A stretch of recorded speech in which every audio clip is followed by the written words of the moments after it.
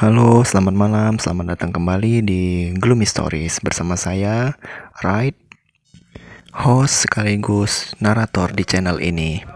Ya, pada chapter kali ini saya masih akan membacakan kelanjutan dari cerita yang berjudul Siulan. Oke, langsung saja kita mulai ceritanya. Selama beberapa saat, Arda hanya mematung di sana.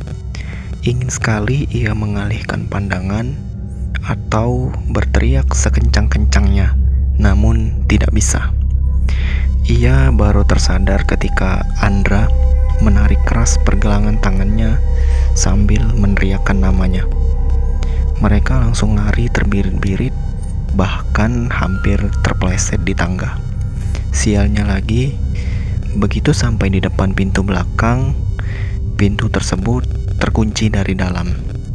Mereka menggedor-gedor pintu itu, namun tidak ada yang segera datang.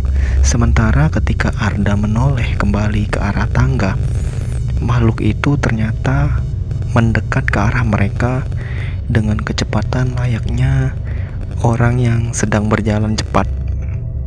Tanpa pikir panjang, mereka langsung lari ke arah selasar samping rumah sambil berteriak sekencang-kencangnya.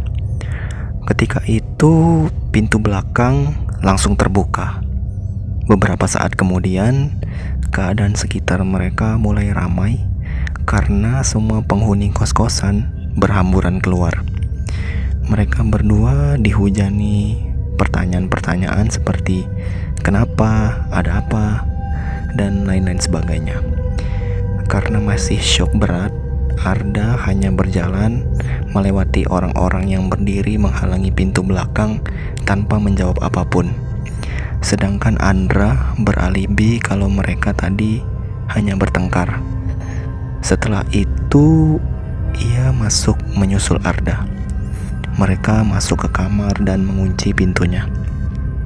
Arda duduk bersandar di dinding sambil menyembunyikan dirinya di balik selimut. Sedangkan Andra duduk di sebelahnya sambil menenggak air putih di dalam botol. Masih sambil tetap bersembunyi di balik selimut, Arda berkata, "Ndra, kita pindah aja yuk dari sini sekarang juga. Gila aja kita masih mau tidur di sini setelah kejadian tadi." Lalu Andra menjawab, "Kalau mau pindah malam ini juga nggak mungkin lah bro. Untuk sekarang kita nginep di rumah om gue aja dulu, yang tempo hari gue pernah ajak lo ke sana. Dan kita harus nginep di sana selama beberapa hari sambil nyari kos-kosan yang baru." Arda yang berpikir tidak masalah mau tidur di mana saja asal bukan di sini, langsung beranjak dari posisinya dan bergegas mengambil beberapa setel pakaian dan celana, buku-buku, alat tulis, dan lain-lain yang sekiranya ia perlukan saja. Begitu juga dengan Andra. Setelah selesai, mereka langsung bergegas keluar dari kamar. Barulah mereka hendak mendekati pintu, tiba-tiba ada yang mengetuk pintu kamar mereka. Tanpa ragu, Arda langsung mendekati pintu untuk membukanya. Namun, Andra langsung menarik pergelangan tangannya dan menyeretnya mundur sampai ke dinding. Melihat wajah Andra yang pucat, Arda pun mulai ikut ketakutan. Pasti ada yang tidak beres, pikirnya. Di seberang mereka, pintu kamar terus diketuk dengan pola 4 ketukan, jeda, 4 ketukan lalu jeda, begitu terus tanpa henti. Mereka berdua pun duduk dengan bersandar pada dinding. Arda bertanya, "Siapa itu bro?"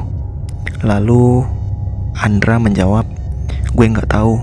Cuma yang pasti kita gak bisa keluar dari sini.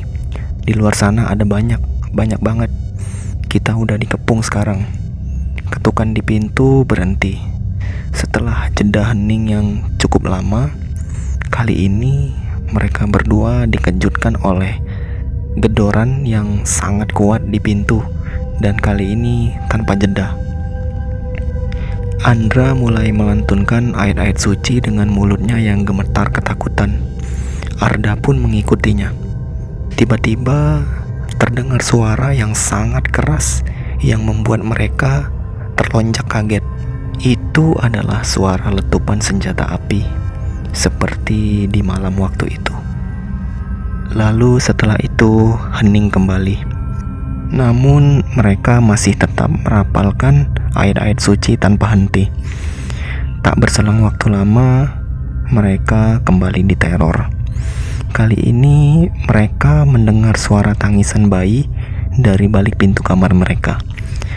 Arda yang sudah mencapai puncak ketakutannya mulai menitikkan air mata. Ia berpikir mungkin hari esok tidak akan pernah datang lagi. Di sela-sela suara tangisan bayi itu, ada suara yang familiar di telinga mereka. Suara siulan berirama Nina Bobo.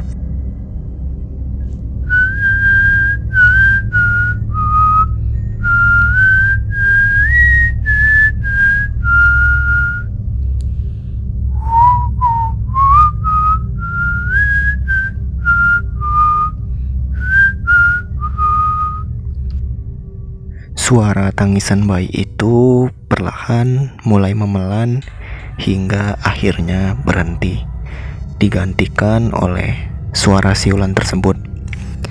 Lalu suara letupan senjata api kembali terdengar.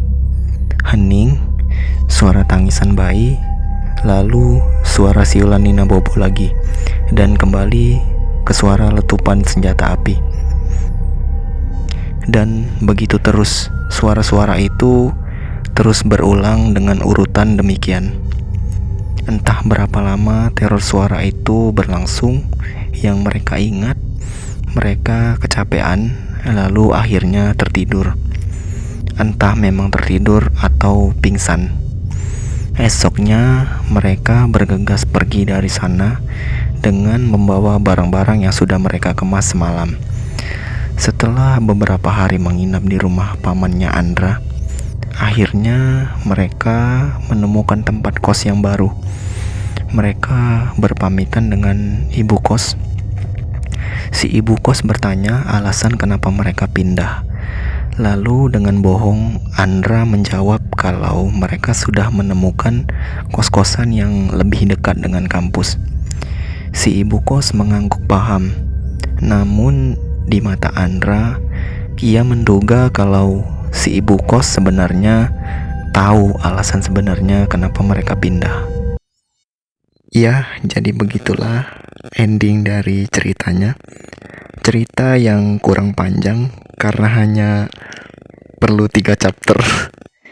Kedepannya saya akan berusaha untuk menyajikan cerita-cerita yang lebih menarik dan gak kalah serem dari ini. Oke, jangan lupa seperti biasa like, komen, dan subscribe karena subscribe itu gratis. Saya Raid pamit undur diri. See you next sound.